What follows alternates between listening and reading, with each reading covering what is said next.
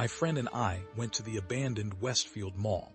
What we found was horrific. I'm shaking as I type this. I don't know if this is a warning or a confession, but either way, I have to tell someone. Back on March 19, 2007, me and my buddy Chris broke into Westfield Mall, the one abandoned for almost 30 years now.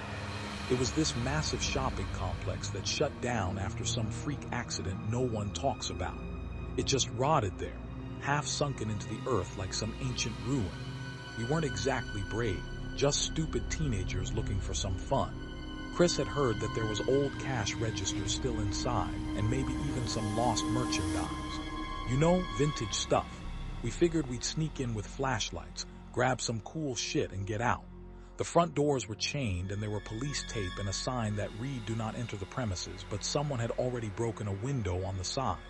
The second we slipped in, the air changed. Thick, wet. It stank like mold and rust and weirdly rotten flesh or something older underneath. We clicked on our flashlights and started exploring.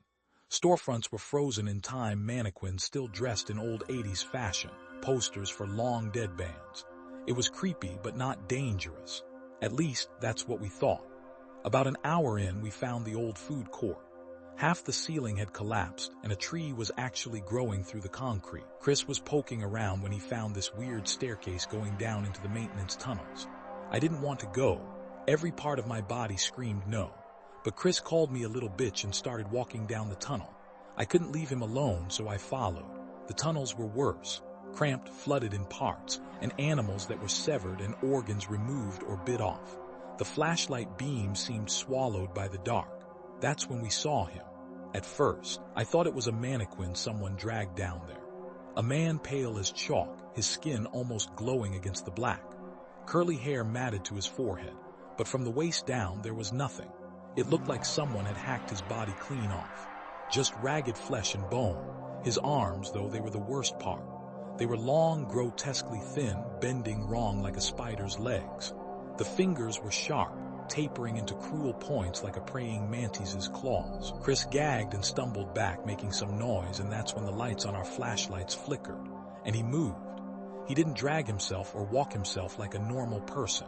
It was more like he crawled across the floor, silent and fast, arms clicking and stabbing into the concrete to propel him forward. Only when the light flickered did he move, and when the beams came back fully, he froze, twisted in some new horrifying pose. I didn't know what to do. Chris ran. I turned to follow, but the lights flickered again and I heard a wet, crunching sound behind me. I didn't look. I couldn't. I ran blind, crashing into walls, sloshing through water, screaming. Somehow I found the staircase again and scrambled up into the mall. The windows at the far end were letting in the faint blue glow of dawn. I didn't stop running until I was outside. Chris never made it out. They found his body 2 days later, or what was left of it. It was like he had been hollowed out. No one believed my story. They said it was rats or drugs or trauma messing with my head. But I know what I saw. The thing in the mall, it's not human. It's not even alive. It's something older. Something born from darkness, made of darkness. And it only moves when the lights die. Westfield Mall is still there, still abandoned. But every so often I hear about missing kids or homeless people who wander too close. And when the night falls heavy and the dark feels just a little too thick, I swear I can hear the sharp click of those spider arms, waiting. And after 4 years from that incident, I went out again to the abandoned mall. However, the man was gone. I nearly threw up on what I saw. Chris's body was heavily mutilated, and there were writing on the walls that said something about the flesh child, and I continued.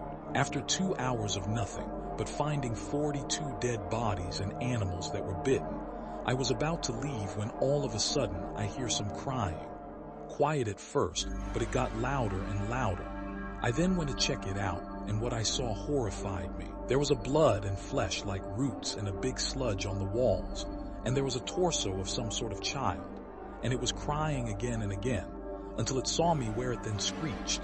And I swore I could have heard people who were damned to come here started screaming and begging for freedom and mercy. I ran out of there, and the police came in, but they came back and found nothing.